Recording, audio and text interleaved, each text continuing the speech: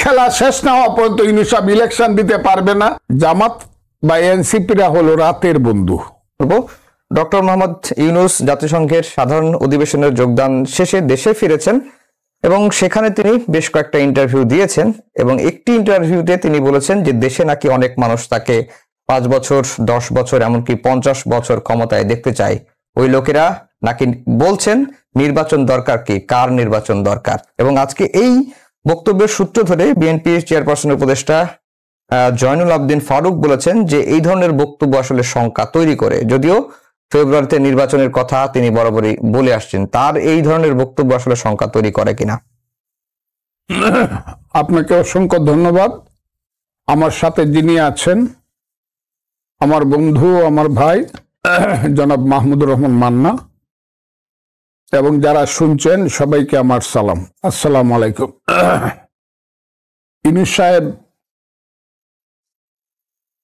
এই ধরনের কথা শুধু এখন বলছেন তা না, উনি অনেক বিভ্রান্তিকর বিতর্কিত কথা প্রায় সবসময় বলছেন। হতে পারে এটা ওনার বয়সের কারণে, হতে পারে ওনার নিজস্ব একটা চিন্তা ভিতরে আছে, মুখে যা উনি বলেন ভিতরে তা বিশ্বাস করেন না। এবং আমার কাছে এখনো মনে হয় 2026 সনের ফেব্রুয়ারি মাস অনেক দূরে। বলে দিল্লিতে বলছিল নিজামুদ্দিন আউলিয়া, দিল্লি হুনুজ দূরস্ত। আমার কাছে মনে হয় না যে ইউনূস সাহেবের অধীনে কোনো নির্বাচন হতে পারে, অথবা হলে এটা কোনো সুষ্ঠু নির্বাচন হবে, এটা আমি বলে রাখলাম। কারণ হলো ইউনূস সাহেবের নিজের একটা পক্ষ আছে, একটা দল আছে। দলটা হলো যদিও এনসিপি বলা হয়, আসলে তার দলটা হলো এনসিপি সহ জামাত সহ জামাতের পক্ষের সমস্ত দলগুলো। এটা হলো ইউনূস সাহেবের আসল দল এবং তাদের দায়িত্বে বা পরামর্শে ইউনূস সাহেব চলেন। আর বিএনপি একটা বড় দল, সেইটাকে তারেক রহমান সাহেবের মাধ্যমে দলটাকে কথা দিয়েছেন তিনি ইলেকশন করবেন, ইলেকশন করে দিবেন। ওই আমি একদিন বলছি তারেক রহমান সাহেব হলো ইউনূস সাহেবের দিনের বন্ধু, আর জামাত বা এনসিপিরা হলো রাতের বন্ধু। রাতের বন্ধু বড় প্রিয় হয়। তো তারা যা করছে সেটাই আমাকে দেখতে হবে যে তারা কি ইলেকশনের পথে যাচ্ছে কিনা। এই জামাতের বা এনসিপির যে দাবি দাও, সংস্কার থেকে ধরে পিআর থেকে ধরে বিভিন্ন দাবি দেওয়া এবং 7 দিন পর্যন্ত তারা প্রোগ্রাম ঘোষণা করেছে, এটা তো ইউনূস সাহেবের প্রিয় দল। তারা এখন তো ইলেকশন স্বীকার করে নাই, আর পিআর না হলে ইলেকশন হতে দিবে না। এই দেশে তো পিআর সংবিধানের কোনো আর্টিকেলই পিআর এর ব্যাপারে কোনো কথা নাই। কাজেই যেহেতু তারা সংবিধানের মাধ্যমে তারা শপথ নিয়েছেন, কাজেই সংবিধানের বাইরে যাওয়ার তাদের পথ নেই এখন পর্যন্ত আমি মনে করি। কাজেই সংবিধান অনুযায়ী একটা জাতীয় সংসদ নির্বাচন হওয়া উচিত, সাধারণ নির্বাচন হওয়া উচিত, এবং সেই নির্বাচনে যারা মেজরিটি হবে তাদের কাছে দায়িত্ব দেওয়া উচিত। কিন্তু ইউনূস সাহেবের লোকজন যখন, বা ইউনূস সাহেব নিজে যখন ছেলেদেরকে মাথায় হাত দিয়ে বলে যে তোরাই হবে বাংলাদেশের প্রধানমন্ত্রী, তখন আমার সন্দেহ হয় যে ইউনূস সাহেবের ভিতরে অন্য কোনো কথা আছে কিনা। যেমন আমি একটা কথা বলি, 3টে দলকে উনি সাথে নিয়ে গেছেন। প্রথম বলছে বিএনপির যাবে 2 জন, জামাতের 1 জন, আর এনসিপির 1 জন। বিএনপির 2 জন যাওয়ার সঙ্গে সঙ্গে তারা দাবি করলো, কেন আমরা কি বিএনপির চেয়ে কম নাকি, আমাদেরও নিতে হবে। এবং শেষ পর্যন্ত দেখা গেল বিএনপির চেয়ে জামাত বা ওই যে এনসিপির সমান তো গেছে, আমি শুনি আরো নাকি তারা গোপনে বেশি গেছে। তো ইউনূস সাহেবের কাছে যেখানে এনসিপির এত গুরুত্ব, যে দলটা এখন পর্যন্ত রেজিস্ট্রেশনের কাছাকাছি গেল, এখন পর্যন্ত মারখানি গন্ডগোল আছে। আমার পাশে যিনি বসে আছেন মাহমুদুর রহমান মান্না, জাতিসংঘে যাইতে হবে তাকে, তারই এটা আমি বলছি না। মাহমুদুর রহমান মান্নারা যাইতে পারে না, যাইকে আক্তার নামে একটা ছেলে। এইসব ছেলে পেলে যদি ইউনূস সাহেব না থাকে, এরা রাস্তায় ঘুরবে। রাজনীতি দূরের কথা, 10 টাকাতে ভাত কোথায় খাইতে হবে যদি চুরি চামারি করে না থাকে, সেটা 100 বার চিন্তা করতে হবে। এদেরকে নিয়ে জাতিকে অপমানিত করার কোনো দরকার ছিল না তো ইউনূস সাহেবের। জি, আর আমার কথাটা হলো ইউনূস সাহেবের অধীনে কোনো ইলেকশন নয়, ইলেকশন হতে হবে একটা তত্ত্বাবধায়ক সরকারের অধীনে। জি, আরেকটি কথা বলেছেন যে আওয়ামী লীগের বিষয়ে, যে আওয়ামী লীগের কার্যক্রম সাময়িকভাবে নিষিদ্ধ করা হয়েছে এবং যে কোনো সময় সেটি উইথড্র হতে পারে, এবং দেশের আইন উপদেষ্টা যেটি বললেন যে এটা কখনোই সম্ভব হবে না। তো আওয়ামী লীগের শেষ পরিণতিটা আসলে কি? আবার সে একই প্রশ্ন চলে যায় যে আওয়ামী লীগের মধ্যে কোনো অনুশোচনাহীন আওয়ামী লীগের শেষ পরিণতি কি? আমি আপনাকে একটা কথা বলি, শুনে। ইউনূস সাহেব যে কথাটি আওয়ামী লীগ সম্পর্কে বলছে যে কোনো সময় তাকে তারা নির্বাচনে আসার জন্য তাদের এম্বার্গোটা তুলে দিতে পারেন, এর সঙ্গে সঙ্গে কিন্তু ওনার আইন উপদেষ্টা কিন্তু এটাকে বিরোধী, যেটা মান্না ভাই বললেন, এবং এটা নিয়ে তর্ক বিতর্ক হতেই পারে, হবে। আমার মনে হয় না এটা এত দ্রুত নিষ্পত্তি হবে। ইউনূস সাহেব কেন বলছেন উনি বলতে পারবেন। যে আওয়ামী লীগ পট করে ইলেকশনে আইসা পড়বে, মিছিলে মিটিং এ জড়ায় যাবে, এটা সম্ভব না আইনগত ভাবেও। আবার বাস্তবতাটা হলো, রাজনৈতিক বাস্তবতাটা হলো, আওয়ামী লীগকে যদি এখন ছেড়ে দেওয়া হয় যে তুমি মাঠে যাও, দৌড়ায় মিছিল করতে পারবে, পুলিশ তাদেরকে না ধরলেও যেসব নেতারা আওয়ামী লীগ গত 15 বছর চালিয়েছেন, মন্ত্রী বলেন, নেতা বলেন, সমস্ত নেতারা, তারা কেউ এসে একটা মাঠে এখন আর আগের মরালিটি নিয়ে আর কোনো বক্তব্য রাখতে পারবে না, মানুষদেরকে দূর দূর করে তাড়ায় দিবে। আমি কিন্তু একসময় বলছি যে এইসব নেতাদের নেতৃত্বে যদি আবার আওয়ামী লীগ করতে চায়, তাহলে আওয়ামী লীগের আল একতে 10 বছর সময় লাগবে। আমি এখন এটা বিশ্বাস করি। ওইসব কালী মুখ যেসব নেতাদের মুখে আছে, এদের নেতৃত্বে আর আওয়ামী লীগ হবে না। আর ইলেকশন যদি ফেব্রুয়ারিতেই হয়, তা আওয়ামী লীগ আইসাও কোনো লাভ হবে না।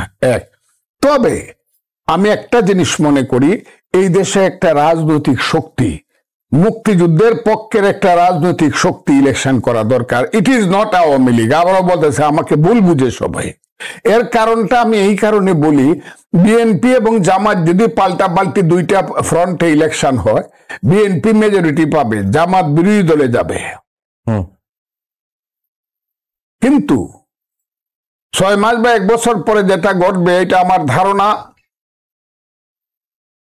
2 বছরের মতো ঘটবেই, যে ইরানের বনি সদরের মতো এই যে জাতীয়তাবাদী শক্তি বিএনপিকে যে কোনো তাদের ত্রুটির জন্য হোক, সাংগঠনিক অবস্থানের জন্য হোক, সরকার চালানোর ব্যর্থতার জন্য কথা বলে হোক, আন্দোলনের সংগ্রামে, এইসব ধর্মের নামে যেসব শক্তি রাজনীতি করে, ধর্ম ব্যবসায়ী জামাত সহ, তারা তাকে ফালায় দিয়া এটাকে এক ধরনের আফগানিস্তান, এক ধরনের ইরান, এক ধরনের সিরিয়া, এই জায়গাতে বানাবে। জাতীয়তাবাদী শক্তি মুক্তিযুদ্ধ চিরদিনের জন্য হারায় যাবে। সেই কারণে এটা আমি কিন্তু খুব খুব কনফার্মলি কথাটা বলছি। এখানে মধ্যে যদি জাতীয়তাবাদী শক্তি, মানে মুক্তিযুদ্ধের, রিয়েল মুক্তিযুদ্ধের পক্ষের একটা ফোর্স থাকে, তাহলে জামাত এখানে বা তাদের শক্তি, ইসলাম শক্তি এখানে থার্ড হবে ইলেকশনে। কাজে এখানে তাদেরকে সুযোগ দিতে হবে।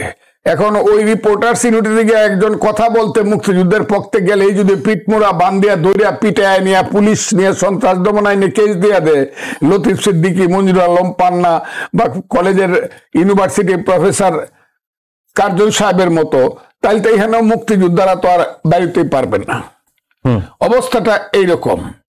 আমি আপনাকে খুব ক্লিয়ারলি বলি, ইউনূস সাহেবকে মান্না ভাই স্যার লাগে।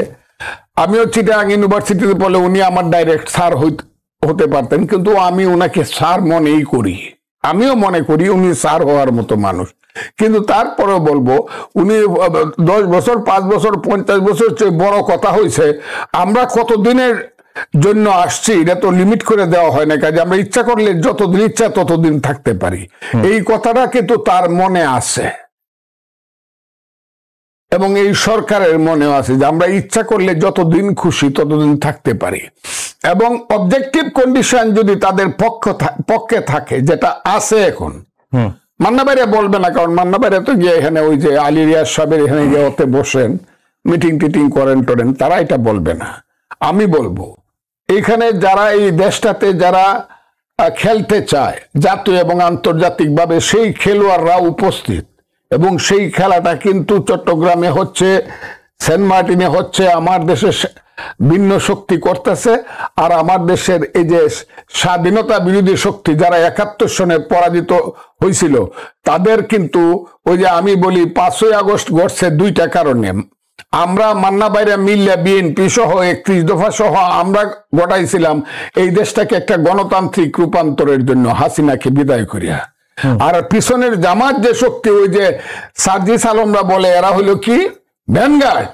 ওই যে ভ্যানগার্ড শক্তি যারা ছেলেরা সামনে ছিল, তারা কিন্তু বলছে আমরা কি 5ই আগস্ট ঘটেছি খালি ইলেকশনের জন্য?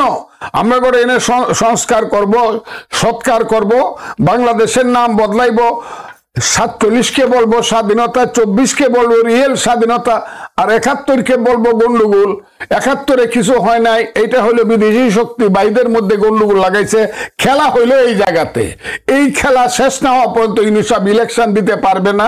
এখানে পিআর এর কথা বলা হবে, সিআর এর কথা বলা হবে, সিএস রেকর্ডের কথা বলা হবে, আরএস এর কথা বলা হবে, মাঠ পর্সার কথা বলা হবে। ইলেকশনে এত সোজা ইউনূস সাহেব যাইতে পারবে না, কারণ তার নিজের ফোর্স হইল ওই জায়গাতে। এবং ইউনূস সাহেব যতই তারেক রহমান সাহেব এবং বিএনপি কে বলুক যে শান্ত থাকো শান্ত থাকো, তোমাদেরকে ইলেকশনে দিয়ে দিব, কিন্তু আলটিমেট গোল হইল ইলেকশনে গেলেও যদি জামাত যায়, এইভাবে যায় ইলেকশনে গেল। আমি মান্না ভাইকে সামনে রেখে বলতেছি, যেটা হবে 18 সনের ইলেকশনে আমাদের অভিজ্ঞতা আছে। সমস্ত ভোট, সমস্ত সমর্থন, 90% সমর্থন মনে করেন একজনের পক্ষে, আমার পক্ষে মনে করেন একটা এলাকাতে 90%। পরের দিন হঠাৎ করে দেখা গেল শীতের দিনে একটা মামলা হয়ে গেল, অমুক জায়গাতে আওয়ামী লীগ অফিস পুড়ে দেওয়া হয়েছে, 200 জনের নাম আমার 3 থানার, 500 জন অজ্ঞাত আসামি। এখন গিয়ে 1 মাস আপনি বিলের মাঝে গিয়া সাতরান গিয়া পুলিশ মিলিটারি সব সুষ্ঠু ইলেকশন করার জন্য খালি বিএনপির কর্মীরা দৌড়াইব। ইলেকশন করবেন যদি মনে করে এই সরকার, যতই তো নির্বাচন কমিশন সঠিকভাবে হোক, সরকার যদি মনে না করে যে ইলেকশন সঠিক করতে পারবে, এবং ইউনূস সাহেব হলে এটার পক্ষে না, আমি বলি কেন হবে, এই কারণে সমস্ত জায়গাতে জামাতের প্রশাসন বৈশা আছে, সমস্ত বাংলাদেশ।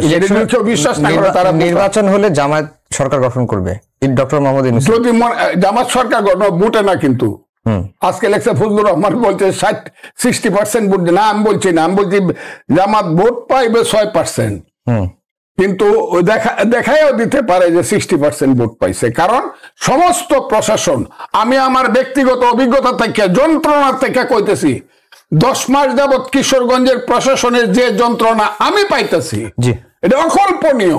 জি, কথাটা বুঝছেন? আপনার সাথে হাসাহাসি করে কথা বলবে, একটা কাজও আপনার করবে না।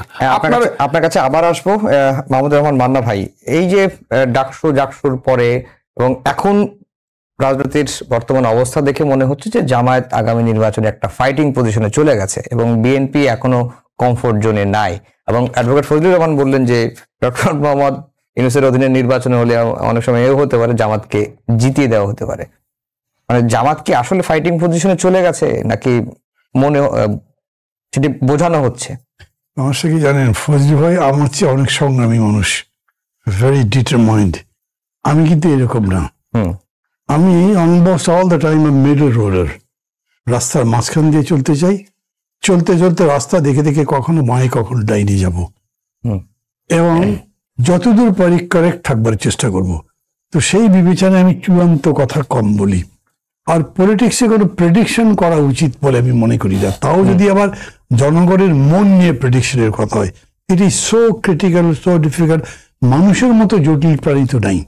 The more you are developed means more you are complex. তারা কমপ্লেক্সিটি না থাকলে ডেভেলপমেন্ট হয় না।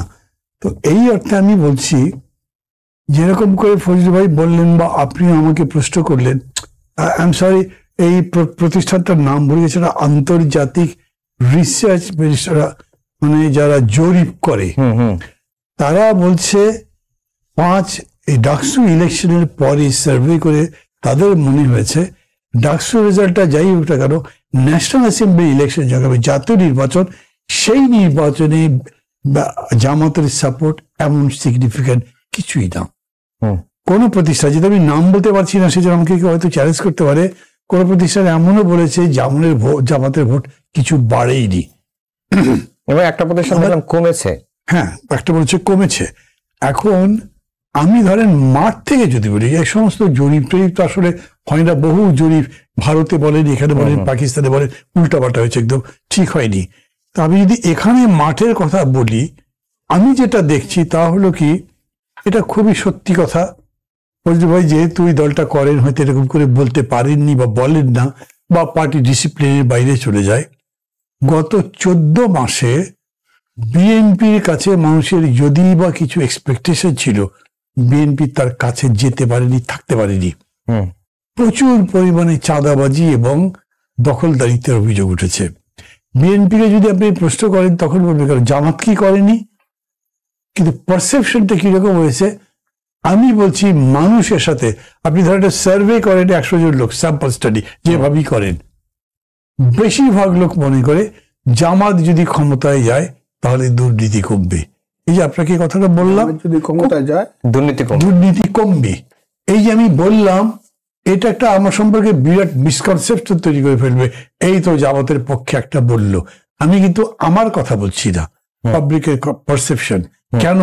মানে ওরা গ্রামে গ্রামে গিয়ে বলছে দেখো আমাদেরও তো 2 জন মন্ত্রী ছিল বিএনপির সঙ্গে, তাদের নামে কোনো অভিযোগ আছে, তাদের নামে কোনো মামলা হয়েছে, আমাদের ছেলেরা যেখানে থাকে তাদের নামে কোনো অভিযোগ আছে, এগুলো বলে, এগুলোর ইম্প্যাক্ট হয়। ঢাকা ইউনিভার্সিটিতে এই যে রেজাল্টটা হলো, আপনি যেটা অস্বীকার করতে পারবেন না, এটা অনেক রকম সমালোচনা করে অনেক সাইড দিয়ে করতে পারবেন, কিন্তু জামাত বা শিবির ভোটে জিতেছে। এই যে জেতাটা হলো, সেইটা থেকে আপনি আবার ইনফার করলেন যে তাহলে জাতীয় রাজনীতি ওরকম হয়েছে। তো মাহমুদুর রহমান মান্না 2 বার ডাকসু ভিপি হয়েছে, চাকসুর জিএস হয়েছে একবার, আমার তো পার্টি হয়নি। আসমর স্বাধীনতার পতাকা তুলেছিলেন ডাকসুর ভিপি, যা সত্য হয়নি। মোদার ইসলাম সেলিম ডাকসুর ভিপি ছিলেন, সিপিবি তো অত বড় পার্টি হয়নি। ডাকসু ভোট দেখে এটা বলা যাবে না। বাস্তব ক্ষেত্রে যদি হয়, বেশি হলে আমার কাছে মনে হয় ধরেন জামাতের আগে পার্সেন্টেজ ভোট ছিল 7, ওটা হলো ডাবল করে দেন আপনি, 14, 15, 20 করেন। তাও কিন্তু যদি আপনি national assembly election first past the post যে সিস্টেম এখন ভোট হয় তা ধরেন, তাহলে তাতে বিএনপি মেজরিটি সিট পেয়ে জিতবে। এটা হচ্ছে আমার কাছে মনে হয় এটা সত্যি। কিন্তু কেউ যদি বলে আপনি কি এটা মনে করেন যে হবেই, আমি এরকম বলবো কেন, কিন্তু আমার মনে হয় তাই হবে, সেটা আমি বলছি। কিন্তু মানে আপনি বলছেন যে গত 14 মাসে বিএনপির প্রতি মানুষের যে এক্সপেকটেশন, সেটা বিএনপি প্রত্যাশা পূরণ করতে পারেন, তারপরেও মেজরিটি সিট পাবে। বিকল্প কি? বিকল্প জামাত না? বিকল্প জামাত হয়ে ওঠেনি।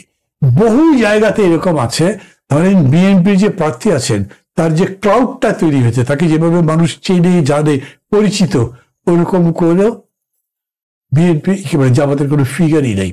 আর জামাত যে দুটো বিষয় নিয়ে এখন লড়াই করছে, এতই অস্পষ্ট ধোঁয়াশা। আপনি বাংলাদেশের যে কোনো জায়গায় গিয়ে একটা জনসভা করেন, আপনাকে কেউ চেনে না ভালো করে, বলেন ভাই আমি সময় টিভি থেকে আসছি, আপনাদের সাথে কিছু মত বিনিময় করতে চাই, আপনার হাতে একটা মাইক্রোফোন আছে, বলেন আপনার পিআর কে বোঝেন, একটা লোক যদি হাত তোলে, আপনি তাদেরকে বলেন পিআর সিস্টেমে ভোট হলে কেমন হবে, তোরা বলবে এটা কি জিনিস, আমরা তো তাই জানি না। আবার এইবারের এক্সপিরিয়েন্স, আমি তাদেরকে প্রশ্ন করছি, আপনারা পিআর নিয়ে আছে এত সিরিয়াস যে বলছেন পিআর যদি না হয় ভোটই করতে দেবো না। অন্য সময় বাদ দেন, গত 13 মাসে তো এটা বলেননি, অর্থাৎ এই 2 মাসের মধ্যে এত সিরিয়াস হলেন কেন? আপনি এদিক দিয়ে বলবেন আপনি খুব ইমানদার, আপনি খুব ভালো মানুষ, আপনি ভালো খারাপের বিতর্কের মধ্যে আমি ঢুকছি না, আপনার স্বাধীনতা যুদ্ধের ভূমিকার মধ্যেও আমি ঢুকছি না, কিন্তু আপনি এখন যেটা বলছেন সেটাও তো আপনি সেরকম করে ভাবছেন না। এরকম আরো প্রশ্ন তাদের সম্পর্কে করা যায়, যেটা পলিটিক্যাল ফাইট যদি হয়, আমি মনে করি সেই জায়গাতে জামাতের অনেক প্রশ্নের মুখোমুখি হতে হবে। জি, অ্যাডভোকেট ফজলুর রহমান, খুবই কম সময় হাতে আছে, 3 মিনিট সময় পাবেন আপনি। জামাত ক্ষমতায় গেলে দুর্নীতি কমবে বলে মানুষ মনে করে, এটি মান্না ভাই বললেন মানুষের সাথে কথা বলে। আপনি একজন মানুষ, আপনি একটা ব্যাংক ডাকাতি করলেন, একটা ইন্স্যুরেন্স কোম্পানি লুট করলেন, আপনি হাউজিং করে শত শত কোটি টাকার মালিক হইলেন, আপনি রাজশাহীতে 13,000 কোটি টাকার প্রতিষ্ঠান দখল করলেন। আমি আরেকজন মানুষ, আপনার প্রতিদ্বন্দ্বী, আমি জেল জুলুম খাইতে এসে 10,000 টাকা চান্দা নিলাম, আমার বউ অসুস্থ, আমার ছেলের কাপড় নাই, নিলাম। আমি একজন রাজনৈতিক কর্মীরা চাঁদা ছাড়া চলতে পারে এটা পৃথিবীর ইতিহাসে নাই। রাজনীতি চাঁদা ছাড়া চলতে পারে এটা পৃথিবীর ইতিহাসে নাই রাজনীতি হইতে। তবে বিএনপি চাঁদাবাজিতে যেটা হয়েছে, ছেলে পেলেরা বহুত কষ্ট টষ্ট করে মনে করছে সময় পাইছে, কিছু টাকা পয়সা খাওয়া দাওয়া চলাফেরা ইত্যাদি ইত্যাদি করছে। এখন যে ব্যাংক লুট করছে, আজকেও দেখছি একটা ব্যাংক থেকে লক্ষ কোটি টাকা চলে গেছে, ইসলামিক ব্যাংক থেকে, এবং এদের সমস্ত দায় দায়িত্ব হলো জামাতের লোকের। এরা বেশি দুর্নীতিবাজ না আমি যে 10,000 টাকা চাঁদাবাজি করছি আমি বেশি দুর্নীতিবাজ? এটা হলো আমার এক নম্বর প্রশ্ন। আমারে মাঠে ছাড়ক, দুর্নীতিবাজ কারা এটা প্রমাণ করে দিব। আর জামাত তো প্রথমত 54 বছর আগে যে যুদ্ধটা হয়েছিল, এই যুদ্ধটা যে বাংলাদেশের মানুষ বুইলা জামাতকে আশ্রয় দিছিল, যেটা কাছে আপনারাও পলিটিক্স করেন। এমনকি আমার অনেকগুলা বক্তব্য আছে জামাত